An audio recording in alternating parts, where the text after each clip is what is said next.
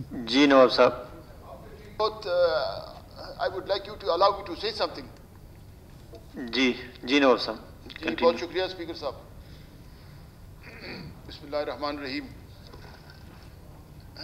جناب اسپیکر، اب اس معزز ایوان میں الحمدللہ مجھے کوئی 30+ سال مجھے ہوئے ہیں کہ میں یہاں بحیثیت رکن منتخب ہو کے میں آتا ہوں، اور یہاں ہمارے بزرگ بھی، جب پہلی دفعہ میں الیکٹ ہوا تو ہمارے بزرگ نواب اکبر خان بگٹی، سردار محمد خان بارودی، اور اللہ ان کو عمر حیاتی دے، میر ظفر اللہ جمالی، حاجی عید محمد نوتھی، اور بھی ہمارے بزرگ دوست اس ایوان میں رہے ہیں. تو میں بھی اس وقت سے تو اس ایوان میں منتخب ہو کے آ رہا ہوں، اور اپنے بھائیوں بہنوں کا میں خدمت کر رہا ہوں.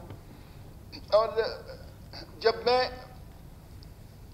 88 میں جناب اسپیکر میں جب الیکشن لڑا تو اس کے بعد میں نے پاکستان نیشنل پارٹی میں شامل میں نے کی. تو یہ دوستوں کو، یہ آپ کو بھی میں بتانا چاہتا ہوں کہ پاکستان نیشنل پارٹی، نیشنل عوامی پارٹی پہ جب پابندی لگی تو پاکستان نیشنل عوامی پارٹی کی ایک تسلسل تھی جس کی سربراہی میر غوث بخش جو مرحوم کر رہے تھے. تو میں اس پارٹی میں شامل ہوا. تو میں نے سنا ہے کہ کوئی کہتے ہیں کہ ابھی شاید میں کانفرنس بن گیا ہوں. میں کانفرنس نہیں ہوں، میں بلوچ قوم کا خادم ہوں، اللہ کا غلام ہوں، اور بلوچ قوم کا خادم ہوں، اور پشتون بھی میرے بھائی ہیں، میں ان کا بھی خادم ہوں.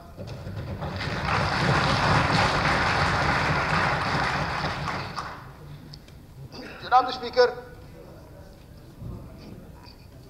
قائد ایوان بیٹھے اور دوسرے وہ عزیز دوست بھی گیلری میں جتنے دوست ہیں وہ کائنڈلی کلپنگ نہیں کریں. جی نواب صاحب کنٹینیو کریں. ماشاءاللہ باپ پارٹی کے یہاں دوست موجود ہیں، اور باپ پارٹی والوں کو اچھی طرح پتہ ہے کہ یہ انتخاب کس طرح برگیڈیئر صاحب نے یہاں لڑوایا اور کتنی دھاندلی کی گئی.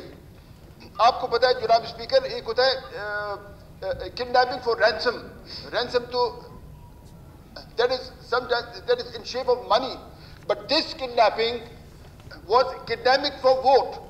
لوگوں کو کڈنیپ کر کے پھر ان کو کہا گیا کہ آپ کا یہ بندہ میرے پاس ہے یا ہمارے پاس ہے، اگر آپ ہمیں ووٹ دیں گے ہم ان کو رہا کریں گے. اور میں یہ بھی گزارش کرنا چاہتا ہوں کہ جو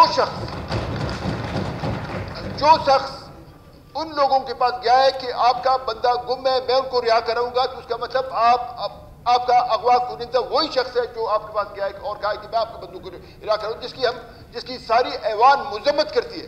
ہم پچھلے 20 سال سے